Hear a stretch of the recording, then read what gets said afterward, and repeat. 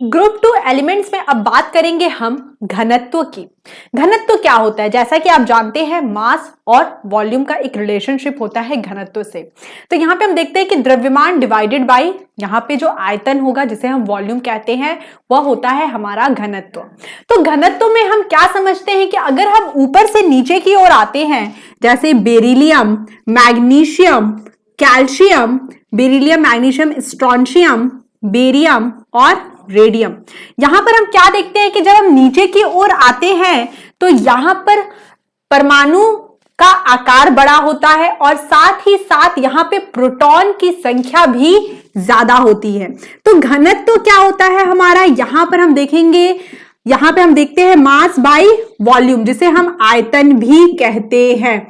तो यहां पर मास यानी हमारा द्रव्यमान, यहां पे हमने लिखा द्रव्यमान। तो यहां पर मास का अर्थ क्या होगा, प्रोटॉन की संख्या, यहां पे प्रोटॉन की संख्या और आकार।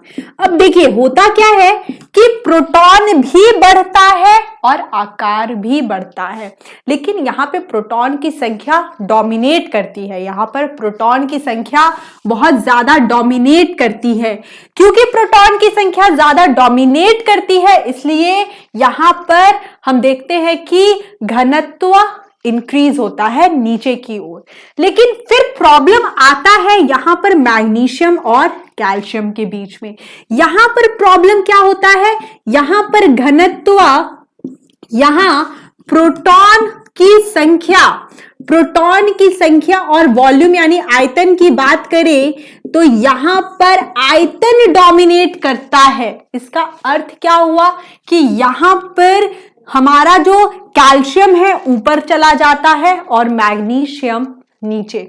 तो यही चीज हम यहां पे समझते हैं। यहां पर हम क्या देखते हैं कि कैल्शियम यहां पर जैसे आयतन बड़ा होता है और प्रोटॉन की संख्या भी बड़ी होती है। तो देखते हैं कैल्शियम यहां पे ऊपर चला जाता है और मैग्नीशियम नीचे आता है। तो देखिए यहां पे हम देखेंगे कि कैल्शियम का 1.55 और मैग्नीशियम का 1.7।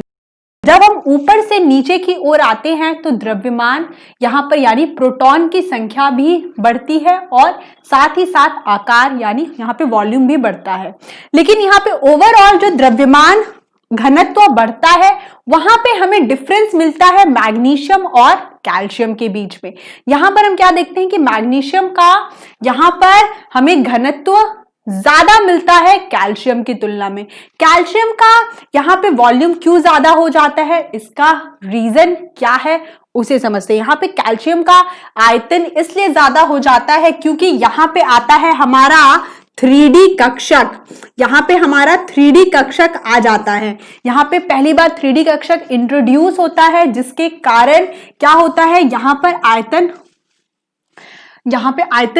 बड़ा हो जाता है और कैल्शियम का यहां पे हमें डिफरेंस दिखने मिलता है मैग्नीशियम से। तो यहां पे अगर हम घनत्व के ऑर्डर की बात करें तो यहां पे हम देखते हैं बेरिलियम, फिर बात करेंगे कैल्शियम, मैग्नीशियम और फिर हमारा यहां पर आएगा beryllium, magnesium, calcium, strontium, barium और फिर हमारा आएगा रेडियम। तो यही चीज यहां पे आपको बताया गया है कि कैल्शियम पीछे हो जाता है और मैग्नीशियम आगे चल जाता है। मैग्नीशियम का द्रव्यमान ज्यादा हो जाता है क्योंकि यहाँ पे प्रोटॉन डोमिनेट कर जाता है और यहाँ पे आयतन डोमिनेट कर जाता है। तो आयतन डोमिनेट करता है क्योंकि यहाँ पे 3D कक्षक आया है। कौन आया है, 3D कक्षक आया है, तो इसका आयतन बढ़ गया और घनत्व कम हो गया। तो यही चीज हम यहाँ पे घनत्व में देखते हैं और ये बहुत ही इंपॉर्टेंट पॉइंट है जिसको अभी हमने समझा। अब हम बात करेंगे जलयोजन एंथैल्पी के बारे में। जलयोजन एंथैल्पी, यहां पर हम hydration enthalpy, degree of hydration को देखते हैं। तो देखते हैं कि अगर आकार छोटा होता है तो जलयोजन एंथैल्पी उसकी ज्यादा होती है। कैसे समझ सकते हैं, जैसे अगर हम ग्रुप 1 में एलिमेंट्स को देखें, ग्रुप 1 के तत्वों को देखें तो हमने देखा कि लिथियम का जलयोजन एंथैल्पी ज्यादा था जबकि वहीं पे सीजियम का जलयोजन एंथैल्पी नहीं था। इस चीज को हम कैसे समझ सकते हैं, यहां पे हम देखते हैं कि लिथियम क्लोराइड को जब हमने देखा तो हमने देखा कि जो उसका रियल एग्जिस्टेंस था हाइड्रेशन में वह था LiCl 2H2O, जबकि NaCl हमें मिलता है सिर्फ NaCl में। यहां पर हमने इसका कोई भी हाइड्रेशन यानी यहां पे कोई भी हमने जल के यहां पर अणु नहीं देखे। ठीक उसी प्रकार KCl भी हमें नहीं दिखाई दिया। तो हमने यहां पे कंक्लूड किया था कि आकार अगर छोटा है तो वहां पे जलयोजन एंथैल्पी होती है।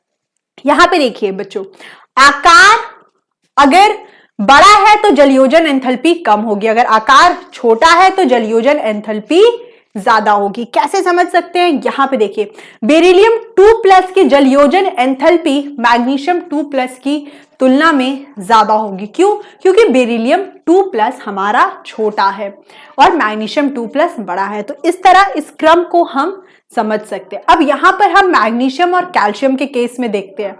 तो यहां पर हम क्या देखते हैं कि मैग्नीशियम और कैल्शियम के केस में यहां पर आप देखिए लिथियम को देखा और या सोडियम क्लोराइड या पोटेशियम क्लोराइड। ठीक उसी प्रकार जैसे सोडियम क्लोराइड कोश इसके पास टोटल कोश 3 होते हैं, ठीक उसी प्रकार मैग्नीशियम क्लोराइड उसके पास भी 3 कोश होते हैं। और यहां पे हमने देखा MgCl 2.6H2O, मतलब इनमें भी हाइड्रेशन की क्षमता है।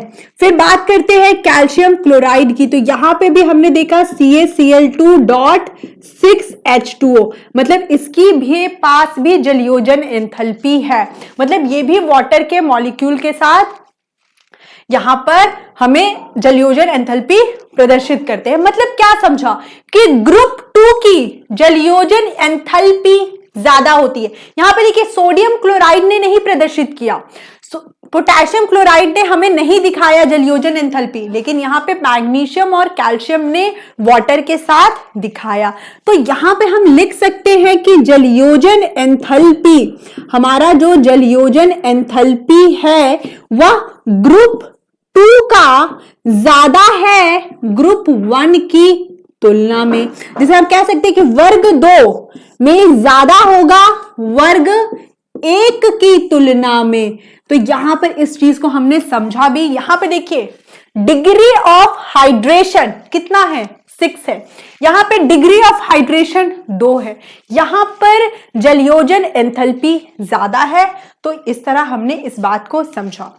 यहां पर हमने समझा कि अगर आकार छोटा है तो जलयोजन एंथैल्पी भी ज्यादा होगी। देखिए यहां पर लिथियम का आकार सोडियम की तुलना में छोटा है। यहां पे हम क्या देखते हैं, लिथियम का आकार, अगर हम आकार की बात करें तो हम देखते हैं कि लिथियम का आकार सोडियम प्लस और पोटेशियम प्लस की तुलना में छोटा है।